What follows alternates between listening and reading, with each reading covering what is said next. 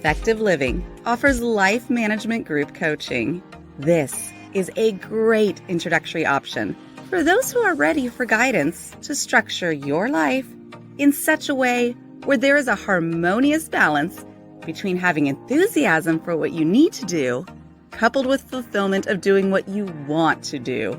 Join our group coaching program today to start creating a life you don't need to take a vacation from. More information about our group coaching program can be found at www.ricardomiller.com.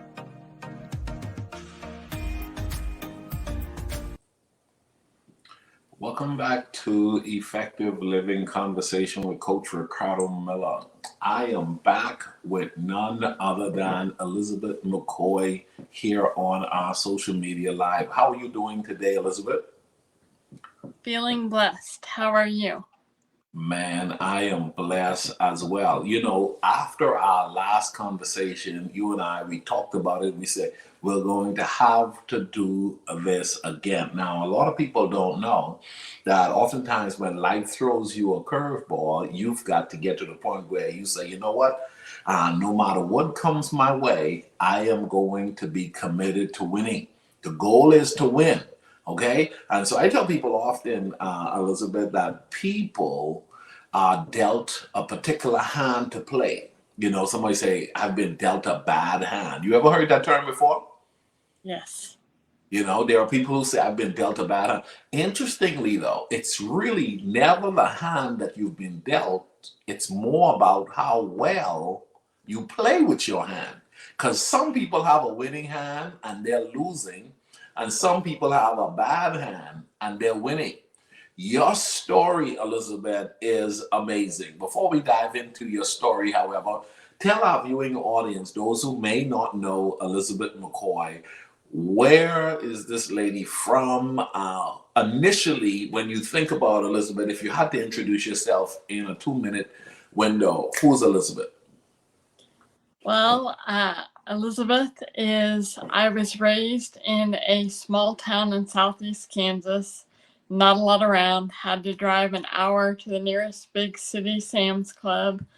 I spent a lot of times outdoors, riding horses, fishing, shooting a gun. Was raised very much outdoorsy, loved being outdoors. My mom would always dress me up in dresses when I was a little girl, go take me for my birthday pictures and whatnot. But my preference was to be outdoors than in a dress and being a girl. Very much a tomboy.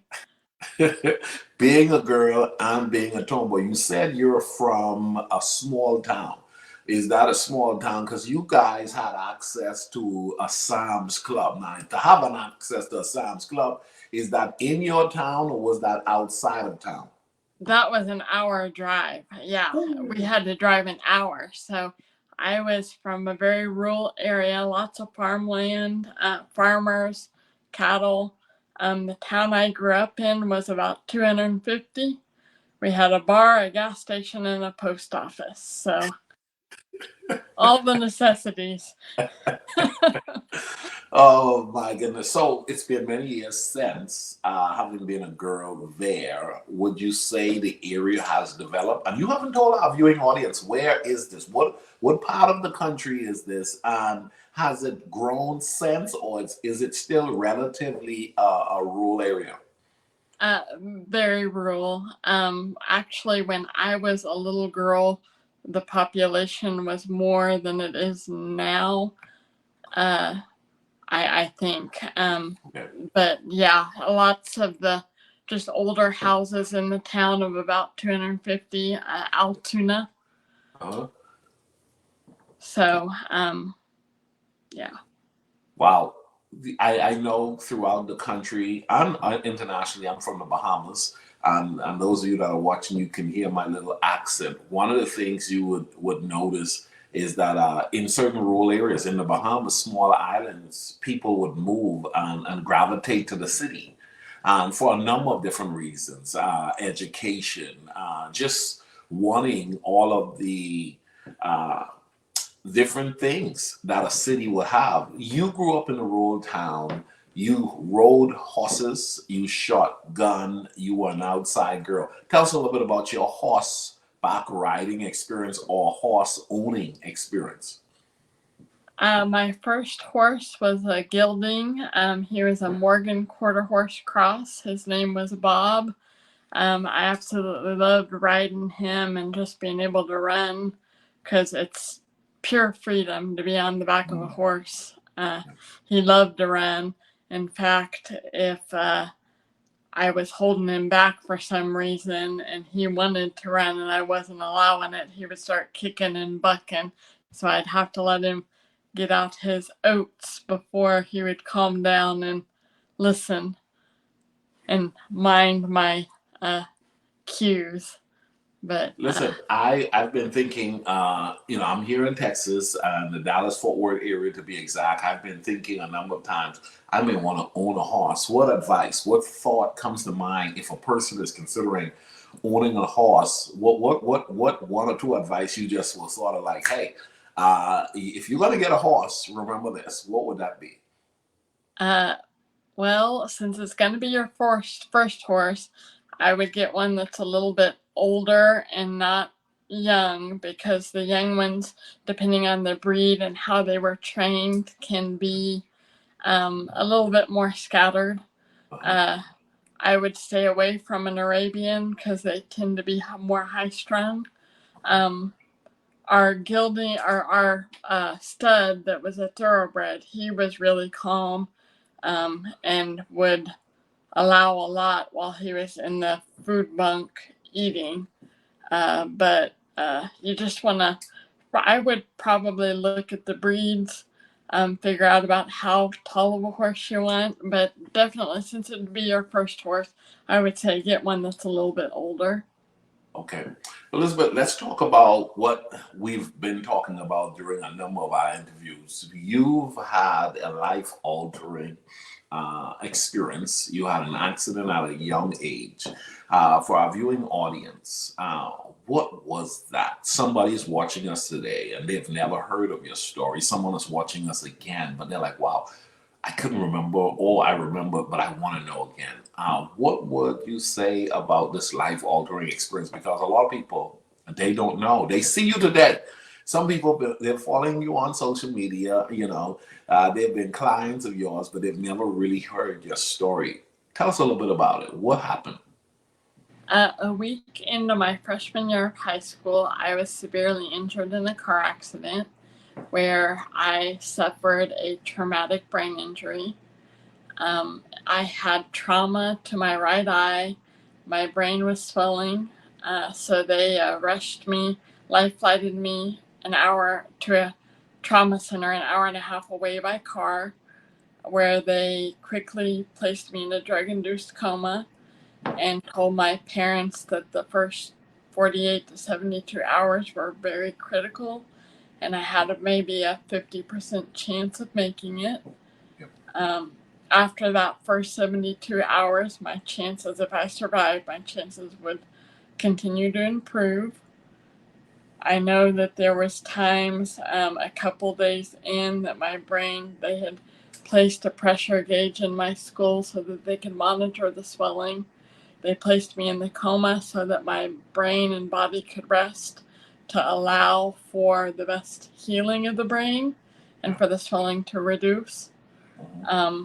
I know a couple days in that all of a sudden my brain began swelling and they had to change some medications and get it under control. And thank God they were able to do that. And the swelling began to reduce and get me back on the mend, headed to coming out of the coma. Wow. Wow. I have not had the opportunity to talk to someone outside of you who've been in a coma. Okay. And Beth, there are millions of people around the world who never think about the fact that somebody's in a coma right now. And somebody's been in an accident literally today. and they're finding themselves in a coma. And maybe somebody's going to watch this and they're going to hear and they're going to play this back for somebody who's going through a coma-like experience and a life-altering experience. And they're going to say, you know what, if she can get out of that coma and having gone through this brain swelling situation, I've heard of that before, having been put in a position where, oh my goodness, after having come out of a coma, what that experience is like. Most people won't have that experience. Tell our viewing audience, what was some of the experiences that you can recall when you came out of the coma initially? What was the shock factors or the realities that you had to accept? I don't really have any memory of the trauma, being in the trauma center in the pediatric ICU unit when I came out of the coma. I have heard stories and I've read medical records.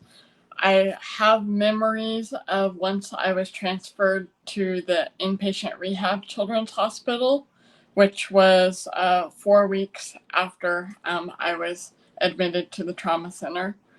Uh, I just remember, and I read too, that I could be pretty crabby whenever I was tired or just wanted to rest.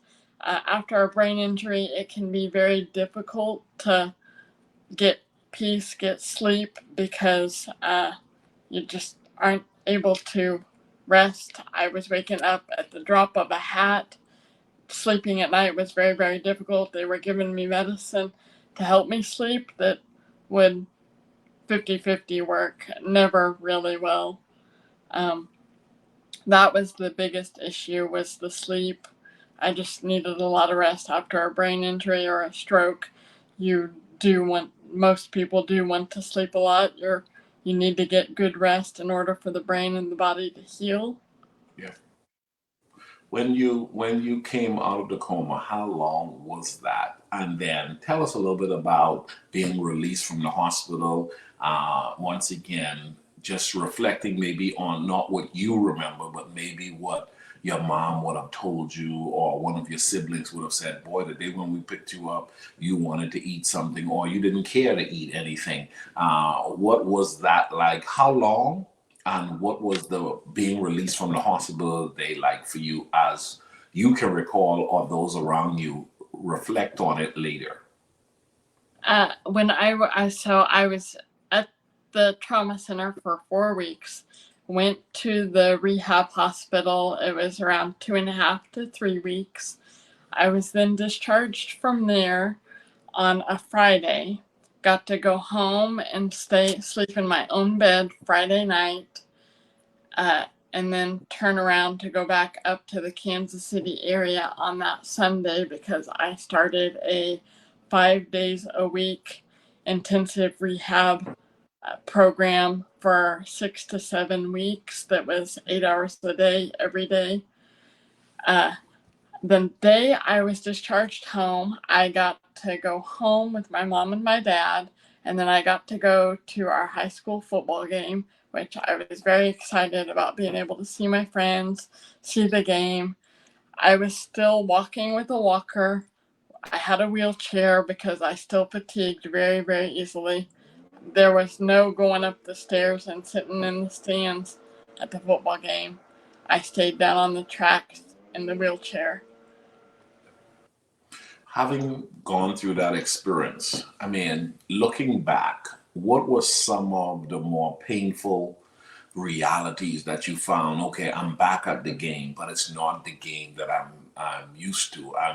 I knew during one or two of our talks before, you talked about going to school, and school wasn't the same, and you were an avid, strong Christian, still is, and going back to church, and church wasn't the same. What was some of that like for you as you were going through it, or even as you look back on that experience? I just felt alone so much of the time, because I was very popular before, played every sport, singer songwriter. Everyone wanted to be my friend. When I got back into school, my life had changed drastically. Schoolwork was so much more of an effort. Going to therapy every day of the week. My friends didn't have to spend as much time on homework, didn't have to catch up from the full first semester of missing. Just everything was so much harder. People would look at me and see something physically wrong with me, and if they didn't know anything about me, they didn't want to get to know me. Wow. Because something physically was wrong. Yeah. When you think back about that, right? You think about Beth now, Beth coming out of the hospital, going to a game, having to realize I'm going to have to go to physical therapy. Now, this is Beth today, and Beth is a fun lady. Beth loves to laugh. I was thinking the other day, I saw one of your videos, and you were having a hoot of a time, right? I mean, it was like you're having a blast. What made you decide that, you know what? The accident won't take the loss of the life that I have, but I'm going to literally utilize it and still make the best out of what I have currently. I always had a voice in my heart that I knew was from God saying, I have a plan for you, keep going. Yeah. So I always knew that plan was to be able to help others going through similar or the same situations that I was dealing with.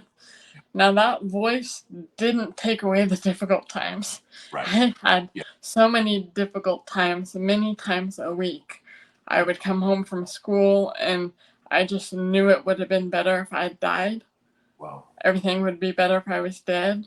Yeah. But no matter what, every night before I went to bed, that knowledge of God's plan for my life was right there. So I would pray to him and I would ask him for the strength to get through, thank him for my life and my blessings, ask him to lead me and help me to make the right choices so that I could help those that he placed in my path. 2 Corinthians 12:9 says, do not be anxious about anything, but in everything by prayer and supplication with thanksgiving, let your requests be made known to God. And that's exactly what I did. I surrendered myself to God's purpose so that I could help people going through the same difficult situations to provide hope, inspire, and empower them to keep going and not give up. Yeah.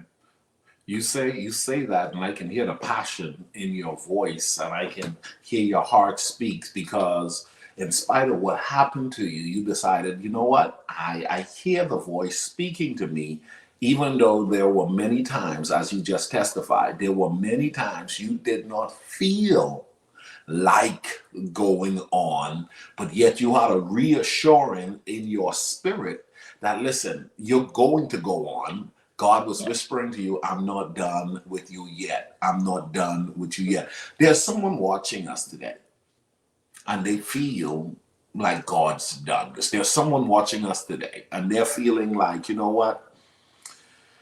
I wish I could just leave this world right now. When the truth is, that's not the answer. It wasn't the answer for you then. It's not the answer for you now. You've chosen to live on beyond the accident. What do you say to that person who feels down, but they're still here? I would say keep going. Don't give up. God is the answer. You may not always hear his voice. I didn't always hear his voice, but I continued to go to pray to him in prayer every single day, at least once a day. Some days when I was really struggling, I would go to him many times. Let the challenges be lessons and room for you to grow so that you can find your purpose and live out that purpose to help others, whatever that purpose may be. There is a purpose, you can do it. I'm proof of that. I wouldn't be here today if it wasn't for God and my faith and trust and always knowing that he was there for me and he had a plan. There's a plan for you.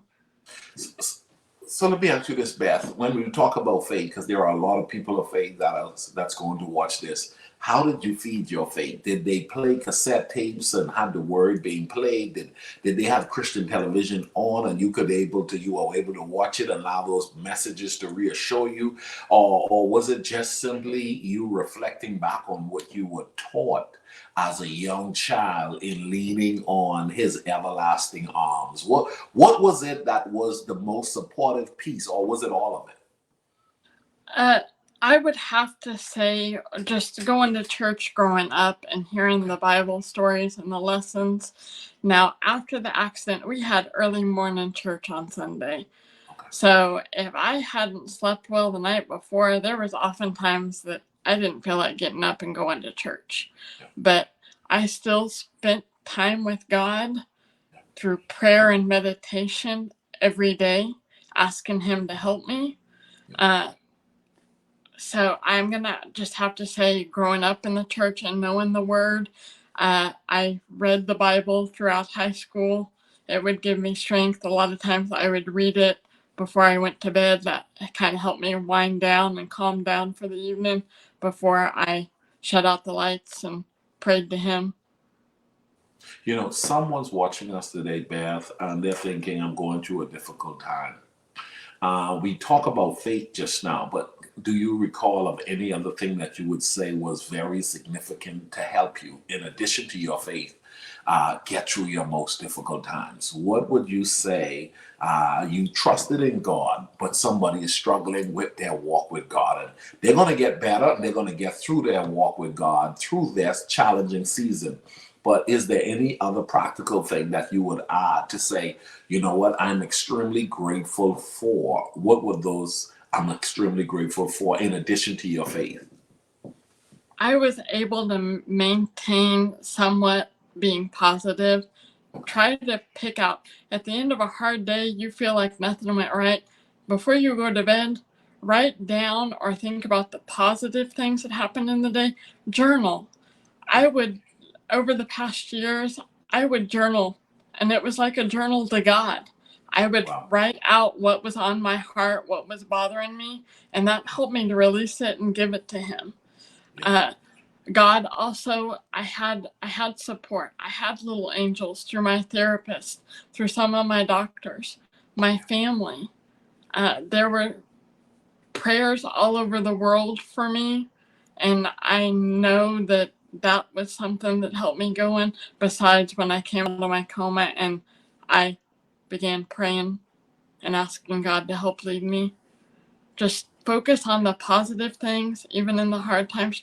It may be hard, but do your best to try to pick out the positive and just be thankful for those little positive moments. And they may be few and far between in the beginning, but I promise you, if you keep picking out the positive, keep walking in faith and trusting in God, they're going to become more and more and more positive things each and every day. I like that. Now, Beth, you've committed to not just walking in victory and maximizing your potential. You've committed to giving back. You've chosen not just to live a selfish life with your life after the accident. You've said, okay, I'm going to do well in life. And you've been doing that. But in addition, I want to give back. Elizabeth McCoy inspired that whole concept. What birthed that, and how long has it been for you wanting to establish something that allows you to be able to reach back out to those who may be dealing with life altering accidents and incidents that you now could probably help? What inspired you to launch such a work? Well, it's the always knowing that God had a plan for me. I'm going to say for at least the last 21 years, I'd been asking God to help me to be able to help those all over the world. I would pray for people all over the world who may be struggling with similar issues every night before I went to bed, asking God to just help to be a voice to them and help them through. I began giving my testimony in churches back 5 or 6 years ago, and that helped to show me when someone would come up to me after that church service, they would say, Beth, I wasn't going to come, but something was telling me that I needed to be here. I know now that that was God. I needed to hear your story. That's what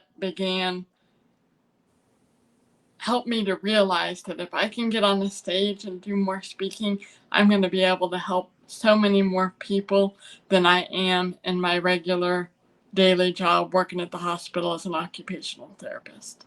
Wow. Wow.